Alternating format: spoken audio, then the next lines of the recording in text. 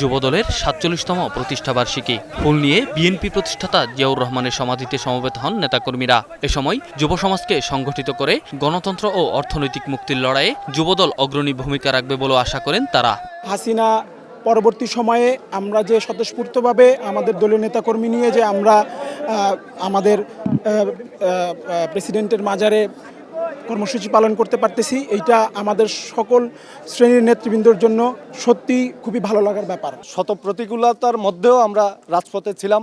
দেশনায়ক তারেক রহমান, বেগম খালেদা জিয়ার নির্দেশে আমরা রাজপথে ছিলাম।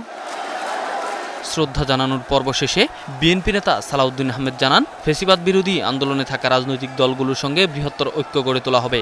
যাদের সাথে আমরা যুগপৎ আন্দোলন করেছি এবং অন্যান্য একটা বৃহৎ জোটের জন্য আমরা চিন্তা করছি, সবাইকে নিয়ে ঐক্যবদ্ধভাবে যাতে আমরা আগামীতে এই নির্বাচনী বৈতরণে পার হতে পারি।